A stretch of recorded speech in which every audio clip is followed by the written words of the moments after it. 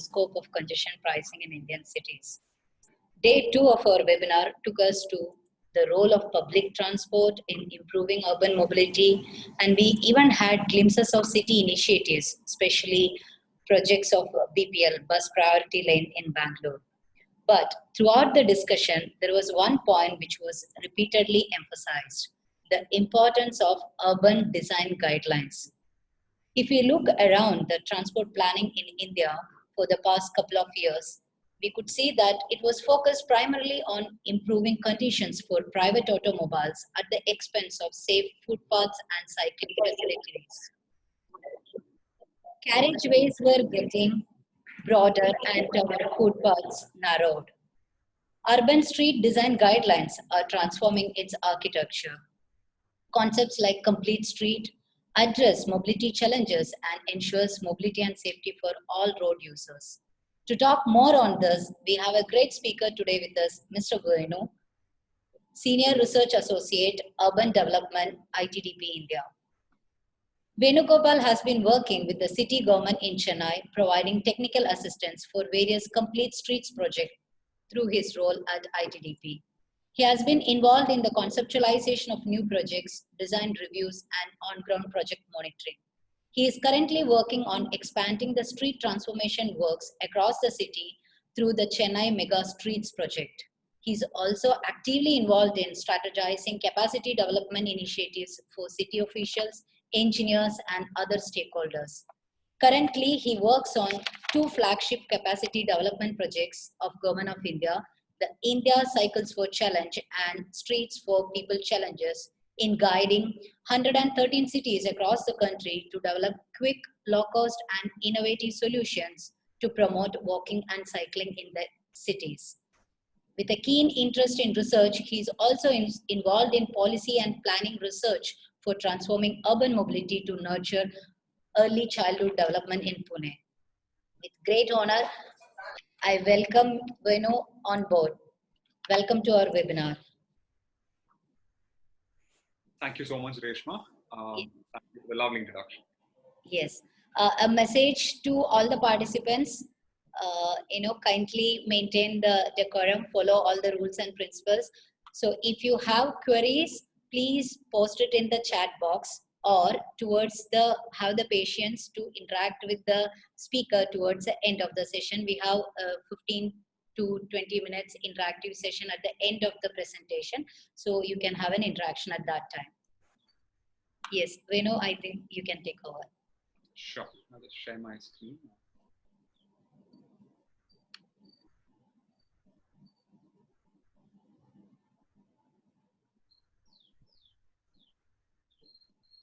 Reshma, I think you'll have to stop screen share from your side. Yes, just a second. Sure.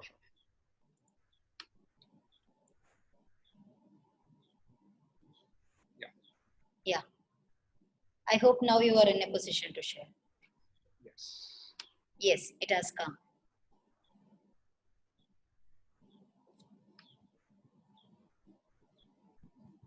Is it visible now? Yes. Great. Yeah. Thank you, Reshma, for the introduction. Thank you, everyone, for joining in. Reshma had given me a heads up that majority of you are students, and we have probably a few faculty and other experts as well who might have joined in. So a warm good afternoon to all of you. I hope you've had your lunch. And just to lay the context, I'm an architect. I studied at NIT Calicut, and then after working for a few years, I went on to do my master's. And I really wish that this interaction was in person, probably in some outdoor casual setting, or probably even a university classroom, because attending such sessions online is not only taxing on the presenters, but then I'm sure that it's not the best thing that what you all would have preferred for. But let's make the most of it. And I was excited to hear that two of my good friends, Anne Jacob and Vaishali, had taken the sessions yesterday and day before on bus priority lanes and congestion pricing, and I hope it was very informative. So I'll try not to repeat the points that they have covered and try to keep it a little more visual and interactive in nature. So feel free to use the chat box, drop in questions that we can pick up after the session, and I'll try to wrap it up a little quicker as well to have more of an interactive session. So before we begin, I'd like you all to imagine two different scenarios in your mind. You can either do it with your eyes closed or open, or I'm sure that most of you might be multitasking other things right now. Feel free. But then picturize two scenarios. One, probably before the pandemic, when you had gone to probably a sports match at a stadium or to a movie theater with a bunch of your friends, and you have come out of the movie theater. You are, still engrossed in the storyline of the movie. You're discussing, what happened, who did what about the movie with your friends. You're walking down the street and you are going to the nearest metro station, and you reach a junction. You are still discussing on, what the plot twist was, what is happening. And as you take the step to cross the road, all of a sudden your friend pulls you by your arm back and your heartbeat rises as a big bus just, narrowly misses you, a high speeding bus. Your heartbeat is racing and you're just trying to grasp what exactly happened at that moment. Yeah. So the second scenario. So imagine that you are going to a friend's house in a new city. So you have the location of the friend's house in your Google map, and you have got down from a bus stop or a metro station, and you're walking towards it. It's soon after sunset. It's probably 7 or 8 p.m. at night, and you're looking at the Google Maps and finding your way. So the Google map shows you a small route, a shortcut to reach the house, than taking a long loop through the main road. So while you go through that route, you realize that suddenly there is no lights in that small street. It has a lot of parked vehicles on one side. There is flickering lights towards the end. There are no people at all, no shops at all. It's very dark and dingy, and you have a very uneasy feeling that's brewing inside you. You keep walking. You look at the map. 5 minutes away, it's fine. You keep walking, and you start hearing some noises of some antisocial activities happening near the cars, and you generally get scared inside, and you increase the pace of your footsteps. Your heartbeat rises again, like the previous scenario, and you run across and you cut through the street to reach the main road. I'm sure that most of these two scenarios are something that all of you, irrespective of which part of the country or city that you are in right now, whether you're a boy or a girl, you would have related to at some point in your life, right? If I did have a poll feature here, I'm sure that the yes would be the resounding response here. So all of us have related to this, and unfortunately, this is the sad scenario of most of our Indian city streets, where it's unsafe for people, it's insecure from the person's security point of view. You have increasing road fatalities across the country that's happening. So to connect this into real visuals, so open questions for you to answer in your own mind as to, is the street safe for pedestrians? This is a picture from Tamil Nadu. Is this street safe for pedestrians from your perspective? Would you like walking on a footpath like this, or would you rather just go to the other side of the parked vehicle and walk on that side? In which case, would you even call this a footpath? How about a street like this, be it at any time of the day? Would you like spending time on the street? Would you wait for a friend standing here, or would you want to have probably a tea or coffee standing in a space like this? Or a footpath like this, where it's more of a jumping race, where you can see the gentleman walking itself, wherein he's not on the footpath but outside it. Would you prefer this, or would someone elder in your family be comfortable taking these big steps up and down over the footpath? So the unfortunate reality that something which Anne and Vaishali would have stressed as well is that despite nearly 70% of the trips being on walk, cycle, and public transportation, the kind of images that I showed below, the kind of experiences that you related to earlier in the scenario that I painted, is the sad reality of most of our Indian cities. And despite 70% of the people and only the remaining for motorized vehicles, there is hardly any priority that's given for people on foot or cycle or on public transportation. So when you ask yourself as to what were the reasons that you would not want to prefer on the kind of streets shown above or in the picture that you had in your mind, so you can keep a mental note from these points, but these are the things that normally stand out. It's a mix of all of them. That one, it's unorganized parking, it's insufficient lighting, encroachment of various forms on the footpath, lack of cleanliness. So these and more to the list are factors which probably deter people to even walk on the street. They were like, let me just book a cab, or let me, take an easier means of going across. While on the other side, when you look about the good type of streets, which few Indian cities have, like this picture in Pune, you would definitely prefer walking in a street like this, won't you? You would like spending time with your friends, catching up after a long time, or having a tea or coffee, or with a friend or relative. You would like spending time on such a street over the ones showed earlier. You would love spending time with your brother or sister or family member to play on such streets when there are facilities for that. A street like this, which is active at night, it's not dark, dingy, it's not unsafe, but then you can spend time, good quality time there without any fear for your own personal safety or security there. And the elements that stand out in these last set of images, if you sum up, come to these 4 to 5 pointers, which you could elaborate more on as well. That all of them had continuous, clean, and wide footpaths. They were designed for people. It had good shaded pathways with trees, shrubs. It had places for seating, adequate lighting to make it feel more safe, and colorful elements that attracted people for children to play, etc. So, accepting the reality before the pandemic in particular, these were the kind of stories that used to come up. I think this is a picture from Delhi, where India in March 2020 was ranked in the top 10 cities of the most polluted cities in the world. Certainly not something to be competitive about with other cities and to be proud of. And I'm sure that all of you would have seen the news reports during the pandemic, which showed how there was a drop in the air quality, the pollution levels across the country in various cities as well. And how now that the pandemic, the lockdowns are being raised, things are sort of getting back to normal, the pollution levels, etc.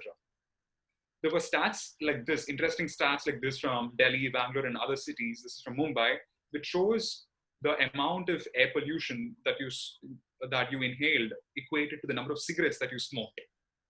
So imagine on a daily basis, it was accounting to 4 cigarettes per day in Mumbai at this particular time when the stat was taken.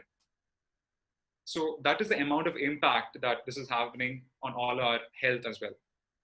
So drawing parallels to the current scenario of what will happen if we use these streets the same way when we come out of the lockdown scenario.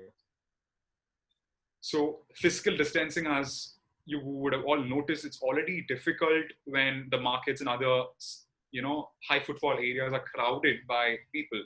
It's difficult, and the moment physical distancing is not as per the required protocols, the chances of transmission is a lot more. You have videos circulating on different platforms of, crowded shops and, crowded market areas, crowded buses, and how that is directly relating to the transmission and the spike in number of cases.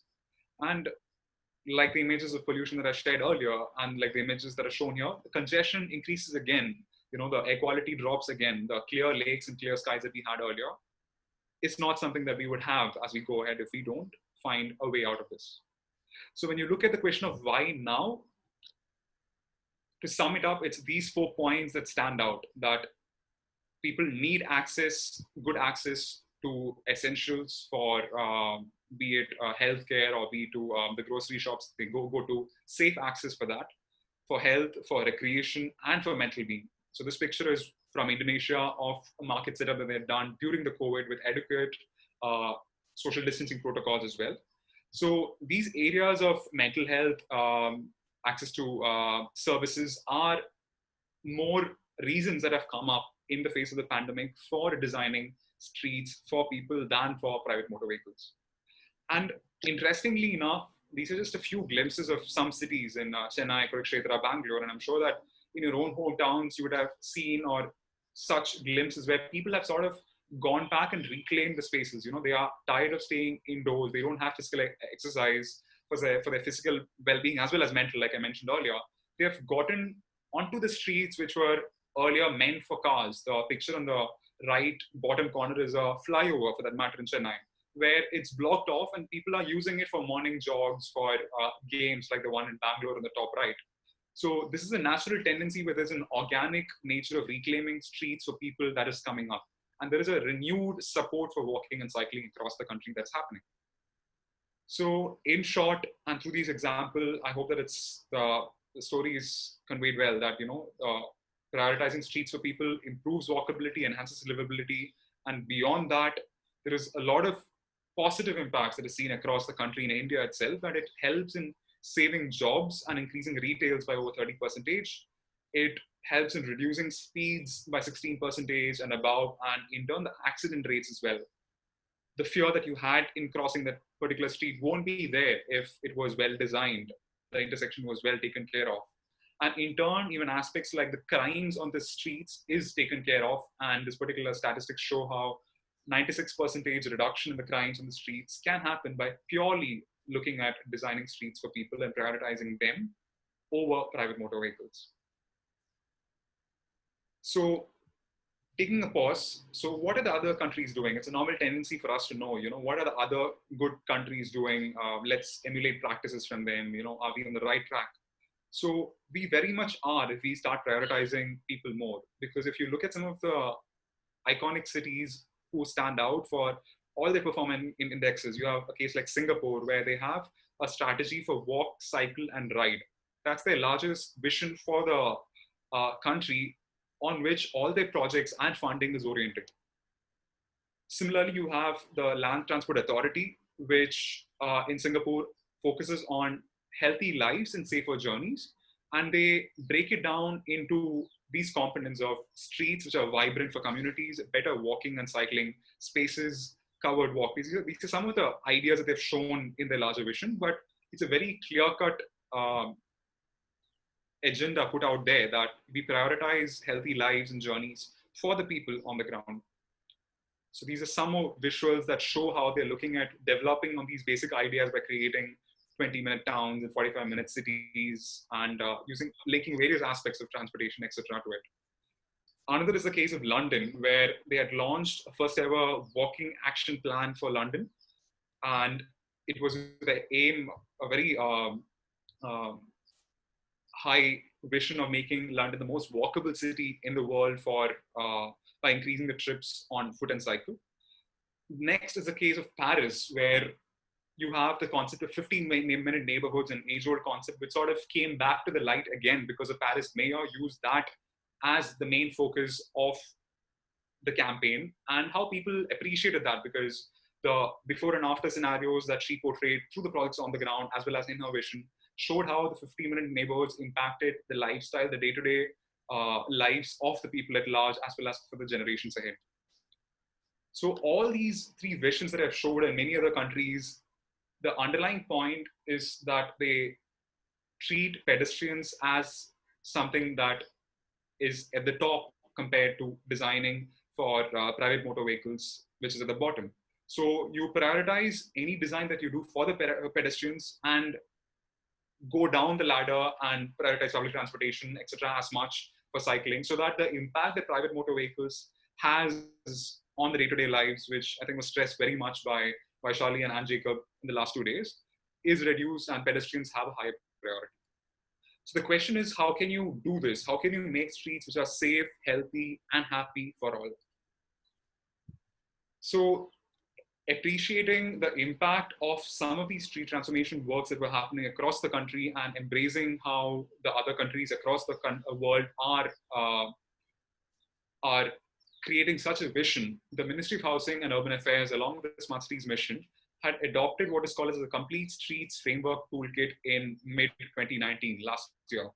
And this is a series of books, the link of which I will share in the chat box later, or you can just search Complete Streets Framework Toolkit online and you will get it. It's a series of short manuals. It's not heavy reading material, but it's very visual and graphic in nature.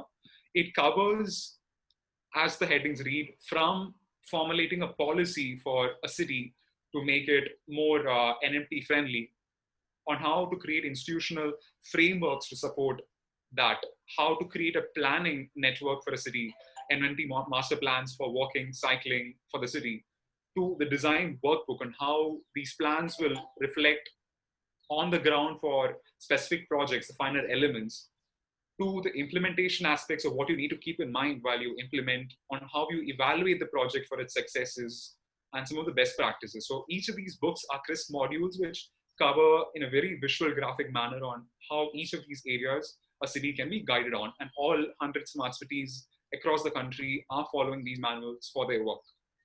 And in this session, I'll be briefly touching a little more on the design workbook piece, you can go through it in detail on the website as well. So to start with, it's taking a look at the principles of streets for people. And the principles that I'll be taking you all through, it's something I'm very sure that it's sort of ingrained in all your heads in some form by looking at the images that I've shown earlier or through your own personal experiences. But it's all bucketed into a few principles, which are these as follows. So the first one is about the fair distribution of space. So as mentioned earlier, you have nearly 70% plus people in the cities across India on foot, on cycle, as well as public transportation. If so, then what is the justice? Where is the justice when you design large carriageways and you keep increasing the width of those carriageways for catering to probably a few vehicles which carries just 1 or 2 or 3 people at max? So the first principle speaks about the very fundamental of the fair distribution of space, of how, and Jacob would have touched upon how on the bus priority lane aspect of how a single bus itself carries a large number of people compared to a similar or larger area which carries single personal motor vehicle entities. So a fair distribution of space, understanding the context, is what the first principle looks at. The second one goes into a very fundamental one, again, about safety and security. And the design guideline further builds on this through various elements and design tools like safe crossings, lighting, shared streets, reduction in speed zones in areas, how you can create activities and eyes on the streets, as we call it, to enhance the perception of personal security as well as the road safety on the street. So how do you go about doing that is the design elements parallels to this particular principle. Third one is about comfort, that as a normal human being, that when you walk, when you see a shade on one particular side for on a street, your natural tendency is that you cross, you go to that side so that you can walk in that shaded space because it's much more comfortable. It's an understood fact. Or when you cycle for that matter, it's the same tendency. So to emphasize on the aspect of comfort, one, it comes from providing continuous surfaces for NMT itself, so that it's continuous spaces for people to access. You have green covers, you have seating spaces for caregivers, as well as the elderly for taking a pause while they walk to rest, as well as smaller design elements that enhance the comfort of the users.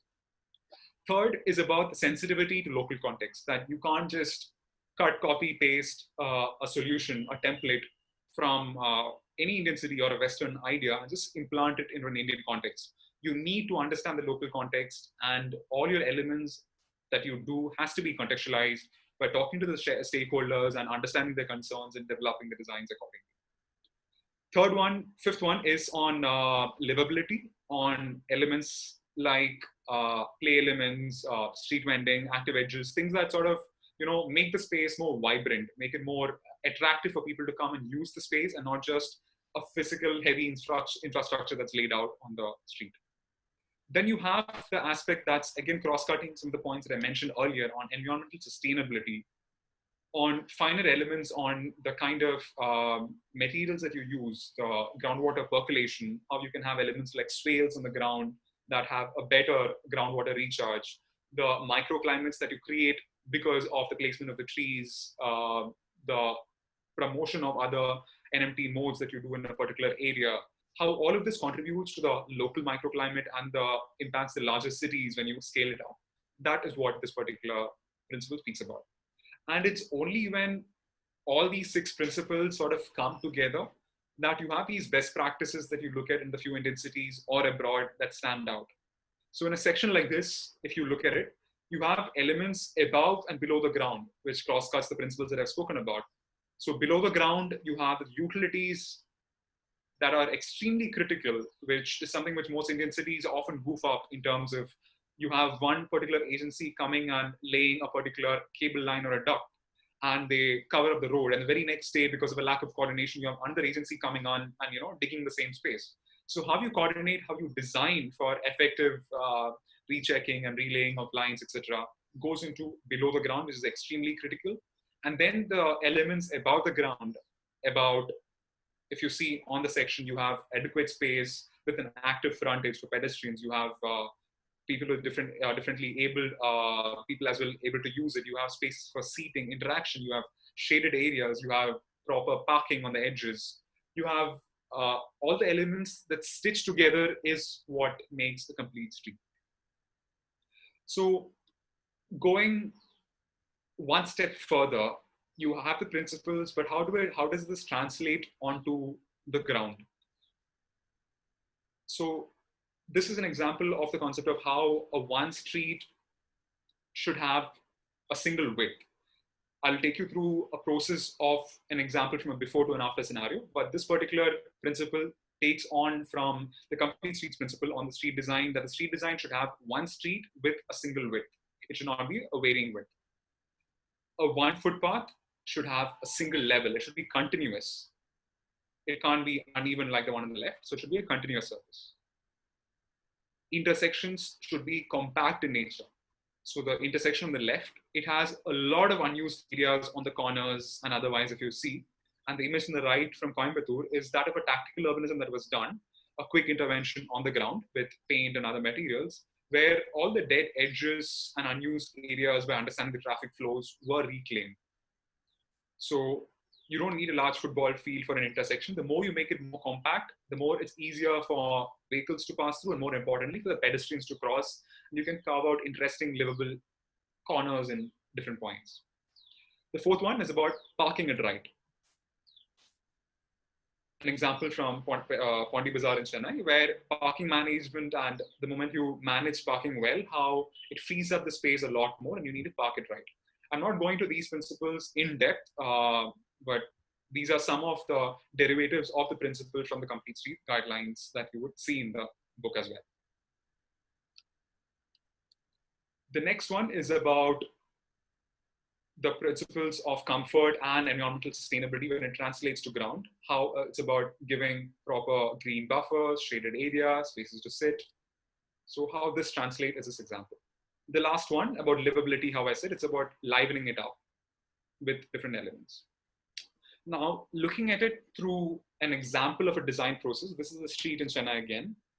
So if you take a moment to observe what comes to your mind from the points that I've discussed so far as the gaps or areas for improvement along the street. Just take a moment to observe. It's only just one picture, I understand, but even this will give you a lot of insights on what are the gaps in the design that went into and what reflects on the ground right now. So the engineered carriageway, as we call it, is the one marked edge to edge in red over here. And the footpath is what is marked in green on the edges, as per the current one. And the footpath itself, if you see on the right edge, it's probably under construction. On the left, it's sort of broken towards the edge. And you have a lot of parked auto rickshaws and other vehicles on the edges that's there, which is encroachments as well. And the engineered carriageway itself is not a single width, like we stressed earlier. It's not a one street, one width anymore. So the complete street guidelines takes you through the process on how to go about designing it. And the concept is how you have a single uniform width that goes throughout. And the moment you do that, you are sort of carving out spaces for other activities, and you're still able to maintain spaces for three carriageways on both sides. At the same time, if you look at the initial picture, you had a lot of dust and gray areas on the side, right? It basically infers from a doctor, an engineering doctor's point of view, that this space is not utilized. You know, when heavy vehicles move past, they move away the dust, and the dusted area are the areas which are underutilized. You don't need that for the vehicles that are passing through. And hence, when you define the one street, one width approach and you define the edges, you are able to carve out a much better and uniform and larger space for other activities and for pedestrians to use it. So that is a fundamental approach of designing the streets itself. This is another example of a photo from on the ground where you have extremely large spaces on the sides of the carriageways which are unused. Cases like this, where it's unused, this is why you are having haphazard parking, people not knowing where exactly to walk, and the moment they walk into the carriageway is when accidents happen. So the same process, when you apply it and you design that space, reclaiming it for the people, and you allocate parking in a better manner, that's when you end up designing streets for people.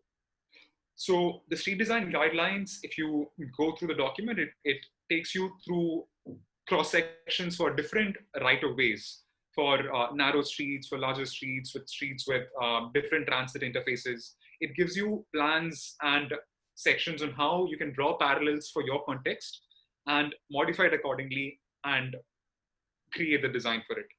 It goes into design elements like these that you see, that for interfaces when there is a property or where there is a bus stop, what is the best practice or the Indian contextualized solution that you can look for? What are the dimensions that you should keep in mind? So it goes into that level of each element, from a bollard to a crossing to a street lamp.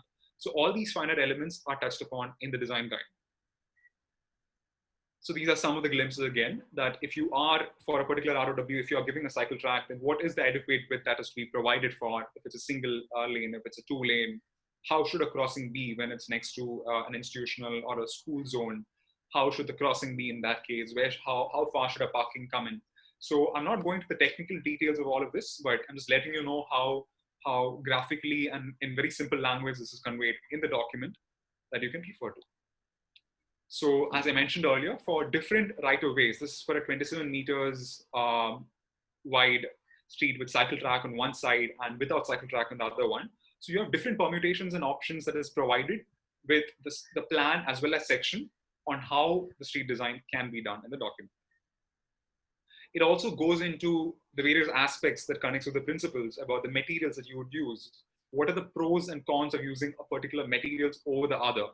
Something might work more for a high footfall area, where something for a different kind of street, an area which has children playing, will require a different kind of finish, like a rubberized floor finish.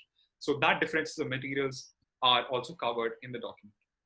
It also goes into the very important and critical part of utilities, like I mentioned earlier, of how utilities, what are the utilities you need to keep in mind? What are the stakeholders that you need to reach out to while you work with the city for a particular design, and how you need to account for that while you design for elements on the ground. Just because you draw a nice section saying that you want a tree here, you want a lighting and a seating here, you need to keep in mind what are the things that run backstage, or in this case, under the ground, and account for that to make your elements above the ground work as well. So a good understanding visually and through standards is also conveyed on the utilities front for this. So once again, it's the design guidelines workbook that I gave you a quick glimpse on, and there is the other documents that speaks about the policy, about the planning perspectives, evaluation as well, which if you're interested, I strongly urge you to take a look and to get a more of a holistic understanding of how a city itself can go about designing streets for people, from a policy perspective to a planning to a design to an implementation and evaluation perspective. So with that, I'd like to just draw parallels to the point on how the Indian cities and the Ministry of Housing and Urban Affairs have realized the importance of designing for people. And there are two national level challenges that the ministry has launched recently with the Smart Cities mission. One is called the Streets for People Challenge, and the other is called the India Cycles for Change Challenge. So the links of these two also I'll drop in the chat box. If not, you can just look them up online. So these are two challenges that are primarily for the Indian cities, the 100 smart cities, and also cities with 5 lakh population and above, wherein they are looking at quick interventions on the ground to reclaim spaces for walking and cycling. And from the India Cycles for Change Challenge, which was launched a few months back, these are some of the quick stats that come out, that the cities have gone ahead to identify 370 plus kilometers of pilot length corridors for pop-up cycle lanes, and also neighborhood interventions spanning 200 plus square kilometers. They have core teams who are working with them, including CSOs, interested individuals, experts, students like many of you all. They're working with all of these people as core teams to promote walking and cycling in their cities, and they are still reaching out for interested people to sign up. So why I'm saying this is that if you are interested on either of these two challenges, when you read more about them online, there is an option for Support Your City on the website, wherein you can give in your details and the kind of input and skill set that you feel you can offer a particular city that you are more connected to, so that the city can reach out to you if they need a particular support. And to be honest, for the Cycles for Change, many cities are working with local experts and students and interns for many of these projects. So both these challenges, they are working on a test, learn, scale approach of, like from the engineering perspective of creating a prototype, a very basic prototype, understanding what went right and wrong in that, and then incorporating those learnings and then scaling it up. So the test is through quick interventions on the ground that they're looking at for promoting cycling and walking. And this is through, like I said, through experts, students, and others, as well as local stakeholders that they connect with. They implement this on the ground, they learn from it, and then they scale it up. So quick interventions of placemaking elements, pop-up lanes, pop-up activities are things that the cities are brainstorming right now. And for the Streets for People Challenge in particular, there is a design competition that all cities will be launching in the coming month and a half, which is again something that if you're interested as a student, you can sign up for, and you can send in ideas on how you can improve the streets and the public spaces for the particular city. So I urge you all to look up both the challenges online and to sign up if you're interested. So that's about it from my side. So let's reimagine our streets, and I urge you all to use the challenges as an opportunity to start with on that front. And yeah, that's about it. We could open up for discussion. Thank you, Venu. Thank you, Venu. Thank you for the great session. You have educated us on the importance of street design and explained in detail how streets have to be integrally tied to the other urban systems to offer multiple benefits to cities as well to the residents. I'm sure our participants got an exposure of what is complete streets, its concept, design principle, and other design elements. Special thanks for sharing, glimpses of the complete street project in Chennai. I'm sure our participants have now understood as what NUTP described as equity in road space. So thank you a lot, Venu. Thank you very much. Now it's open to the participants. Any questions, you can either post it on the chat box or you can interact with the speaker. So there are already a few questions. Shall I read it out, Venu? Yes, please. Yeah. Yeah. So there is a question from Mr. Ankit. Can you show the question? The lack of local accessibility to transit facilities. I mean, okay, so I guess that's a comment he has given. I mean, there are many participants have commented on whatever the slides and the questions you have asked. So that is one of the, the post related to that. So moving on, there is a question from Ms. Sai. So she is asking, like, on what basis we can proportionate the width of sidewalk and effective carriageway? Sure.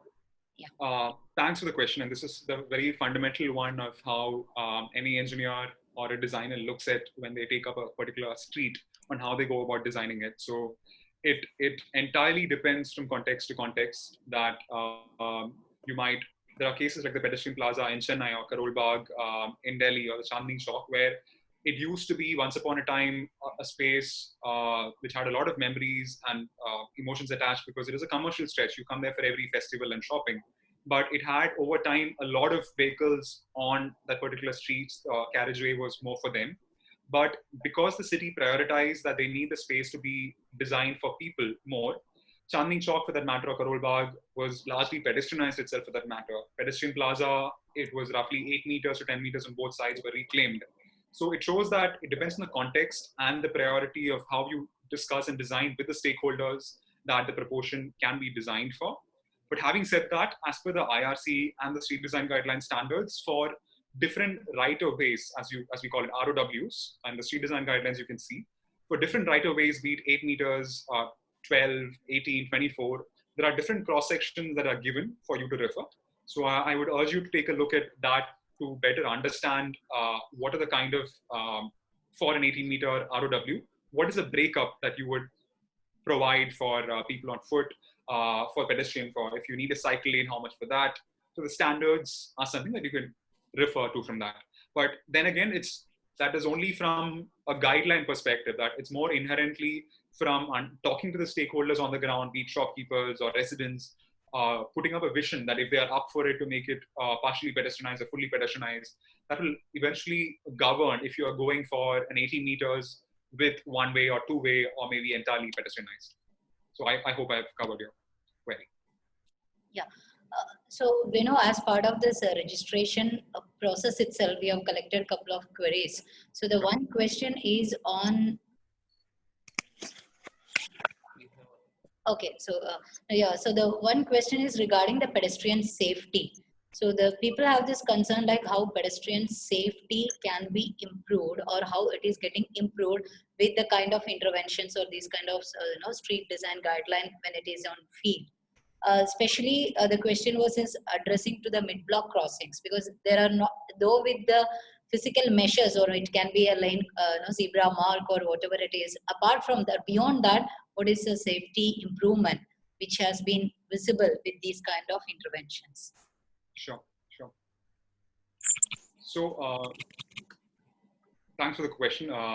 So in most cities, you would have seen in areas where there are no head grade crossings provided, there are foot over bridges for some reason that's given, but which is hardly used by anyone, or it's difficult for elderly and for caregivers and others to climb up, and even anyone that you wouldn't want to climb up all the way, and it's probably not well lit. There are many reasons, and people end up jumping across, especially in highways, and it's especially in such highway stretches that fatality rates are extremely high as well. And the guidelines also speak about on how you can design for these mid-block crossings in a better fashion, that foot over bridges or underpasses are not the way ahead. It has to be on at grade because only then are you prioritizing people that they need to cross. And for example, in school zones, you can have other elements that slow down the speed of vehicles in that area by having probably a chicane or a shared street, or you can have rumbler strips, or even changing the material of the road surface helps in reducing the speed of vehicles in that particular zone, so that as vehicles approach a mid-block itself or a raised pedestrian crossing, the speed is low for them and the tendency to slow down is there. You have other tools that is used like in Barcelona of the super blocks, where it's again used in residential and mix of commercial residential areas, where traffic rerouting itself can be done on the peripheries, and which sort of reduces the amount of traffic which goes through the center, and in turn it increases the safety of people who are walking through that. So I hope I covered your query in that, but urge you to look at the section on crossings as well in the guidelines for more standard specific points.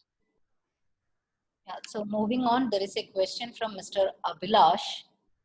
One of the slide you said that street carriageway and street should be at the same level, then how safety of pedestrians can be managed?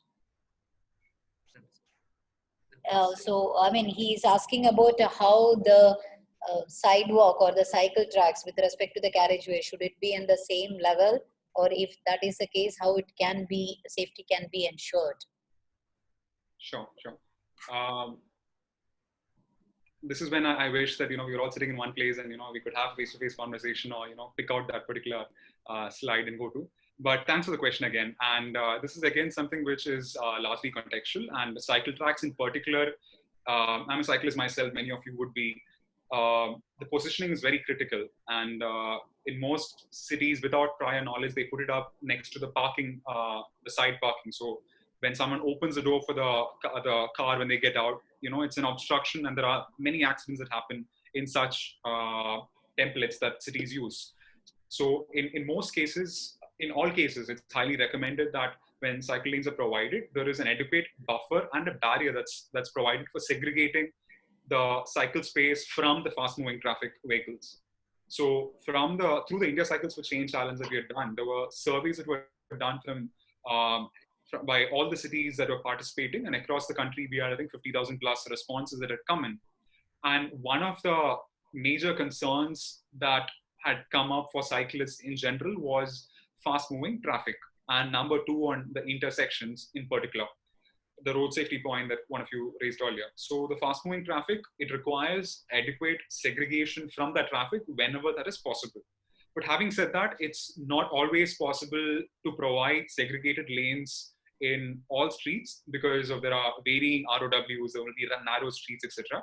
So to questions that come up on that front, what the best way to approach it is, like I mentioned earlier, to slow down the speed of vehicles in that particular area itself. You make it a shared street concept wherein the cyclists can cycle at peace, at par with anyone else. You have the concept of chicanes, like I mentioned earlier, wherein it's again largely prioritizing people in that manner. So these are some of the ideas. Superblocks also is a solution on the same lines that is used. Uh, yeah, so specific to the standards dimensions, you can look at the guidelines, but in short, it's roughly 2 meters clear width that's given for uh, a one-way cycle and 3 meters roughly for a two-way, if you say so, with overtaking, etc. accounted for. Yeah.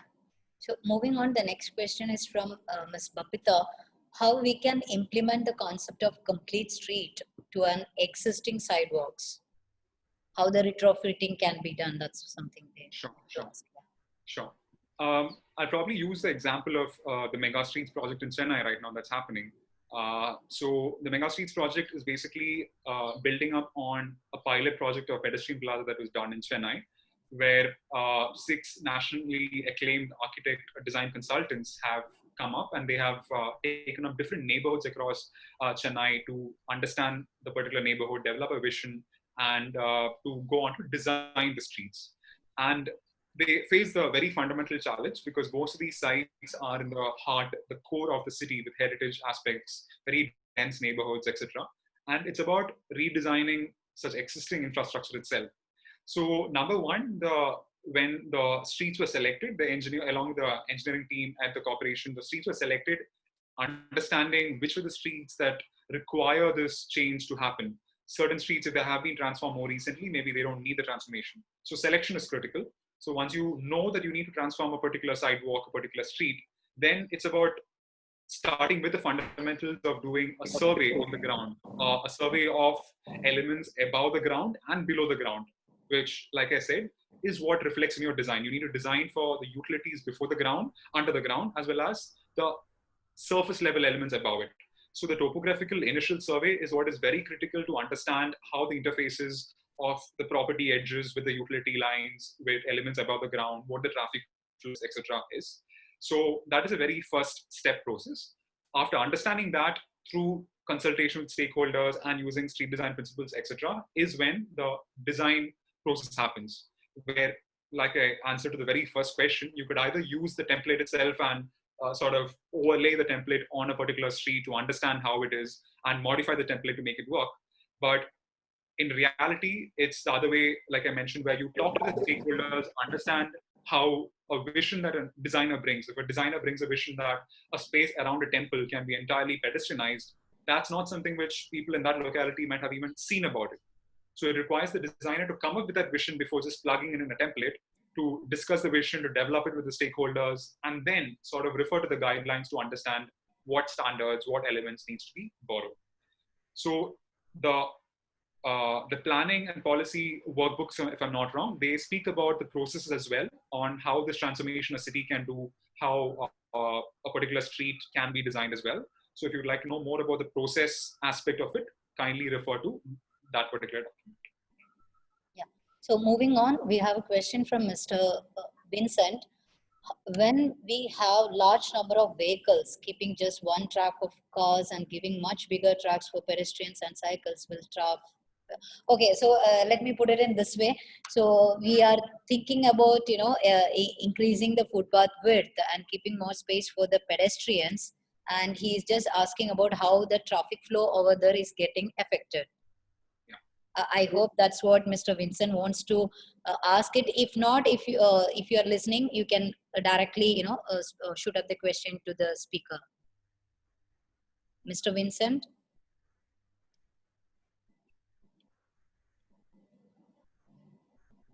No, I guess Venu, you can take up. I'll take the question. I think it's clear for me.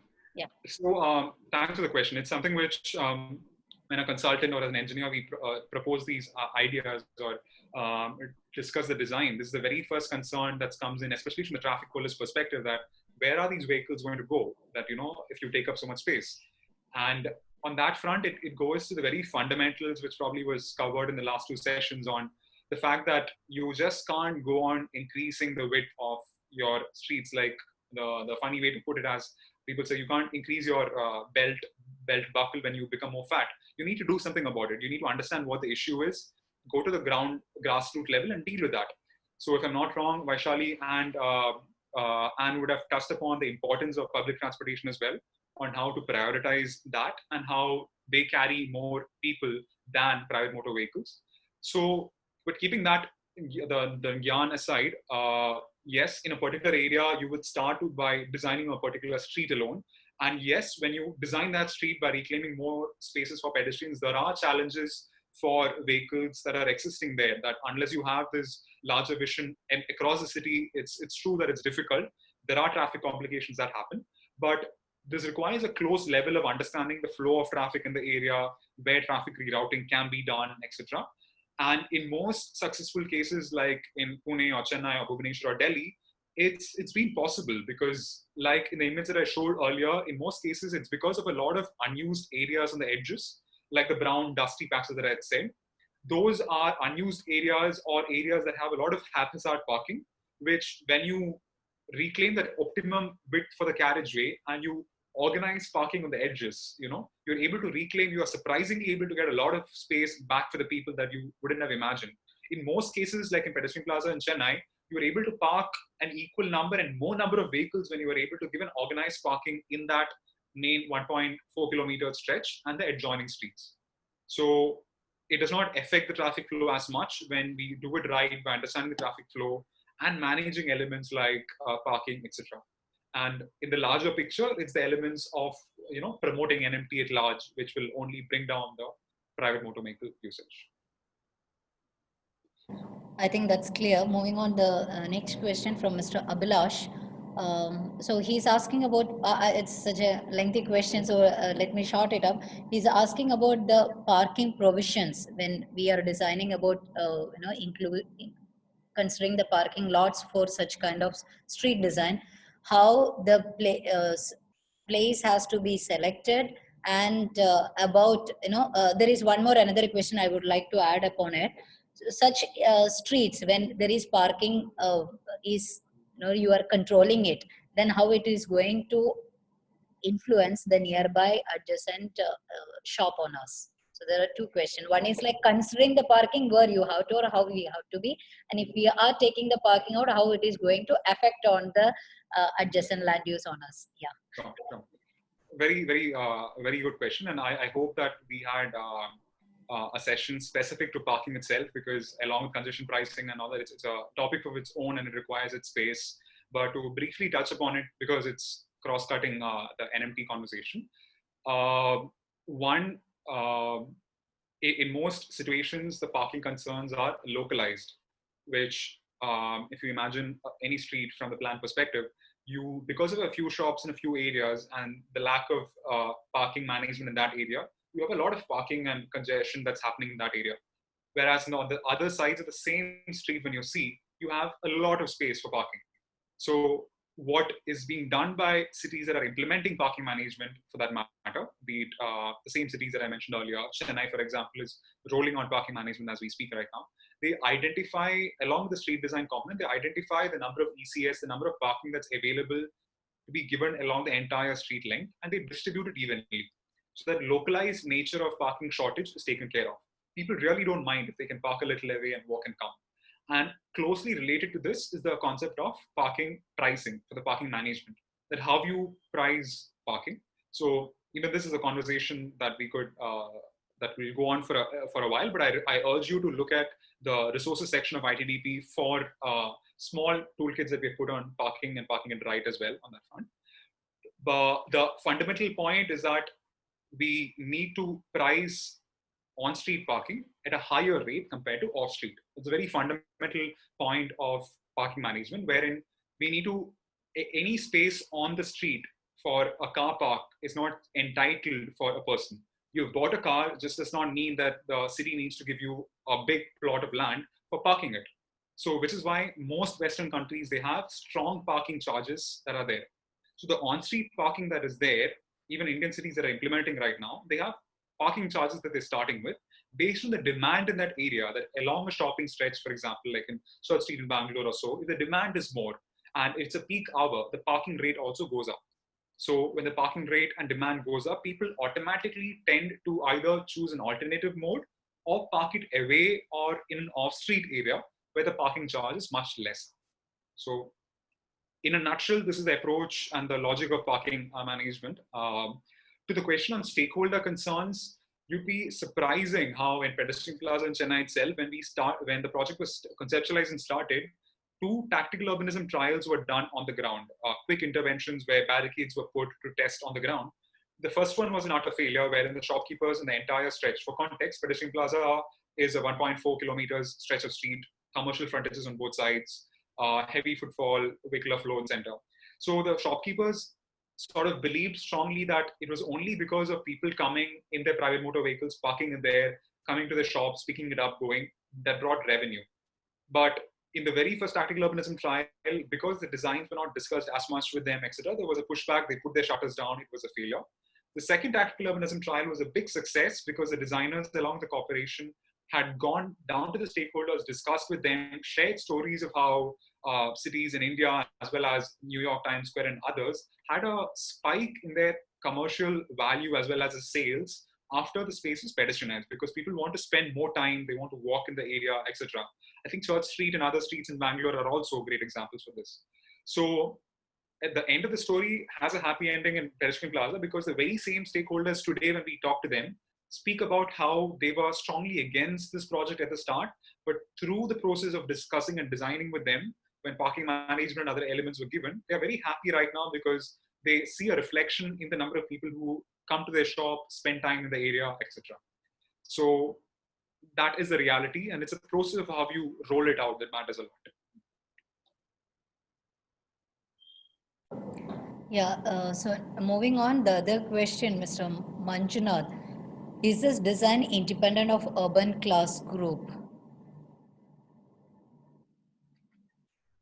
Sure. I would have loved a little more clarity on the question, but Yeah, I think yes. So, Mr. Manjunath, you would like to interact to the speaker? Yes, yes, this is Yeah, Manjunath please. speaking. Yeah. Different types of cities will be there. No, is it applicable only for like metropolitan city or even any normal city in our country? Like that, I'm asking. sure. So Thanks for the different, question. different types of urban class groups are there. No, so whether it is independent of that urban class group or it is applicable for every city in the country. Yes. From Sorry to intervene. So there Sure. is one more added question, say, under the same category. Which tier cities need to go for such kind of streets? Yeah. So they just wanted to know the application of such kind of design to to the various urban class groups. Sure. So the Complete Streets Framework Toolkit that I mentioned earlier, that's available on the MOHUA website as well as ITDP website. It's something that was adopted last year, and it's for all 100 smart cities to follow, and they have been following. And as you might know, they involve different tiers of cities. In Tamil Nadu, for that matter, you have small cities, small ULBs itself that's there as a smart city. You have larger cities like Chennai, Kochi, and others as well that are there. So it's guidelines that is irrespective of the size of the city per se, because the guidelines speak about the different right-of-ways. So what happens in smaller cities by default is it normally the right-of-ways might be smaller, the context might change a lot more, but the guidelines basically orient you to the larger principles of how you need to look at when you design the street, and gives you guidance on the standards of dimensions, etc., through IRC and the guidelines. But it is irrespective of the size of the city or the class for that matter. And to speak of the demographics itself, of the kind of people using it, like I mentioned earlier, 70% of the plus people, it's cross-cutting. It's not just the recreational cyclists or people who go for evening walks. It's day-to-day wage earners who normally use walking to take a bus, or walk all the way or cycle all the way, who contribute to this large percentage. So, which is why the national government has also understood the importance and asked the cities to design such spaces and streets that are safe for these people to use. So from the diversity, from the user perspective also, it's for all these kinds of users to come in. I hope, Mr. Manjunath, you got the clarity. So any other participants would like to have a discussion with the speaker? Because we are, exceeding the time. Yeah. I would urge you all that if you would like to know more about what we do at ITDP India, or about the street design guidelines or the national level challenges, feel free to reach out to me on LinkedIn if that's an easier platform to reach out. You can just look up my name or look up ITDP India, and you might find my email address on the website as well. So feel free to reach out to me for any further clarifications. Yes. So once again, thank you, Venu. Thank you so much for sharing us the knowledge on or taking us to that. What is this complete street concept, design elements, and you proved the point like quality of life and design, they are related. You cannot take it out. So thank you, Venu. Thank you so much, and thank you, participants, for your active participation. And yes, feedback is must for us to improve. So there is the feedback link and attendance link is provided. Please, kindly fill it up and submit it. Looking forward for the next day. Thank you so much, participants. Thank you, and everyone from your team. Thanks a lot for this opportunity, and I look forward to crossing paths with many of you students and others who are listening in professional life going ahead as well. Thank you. Have a great day. Yes, thank you, Venu. Thank you so much. Thank you, participants. We'll see you the next day. Thank you.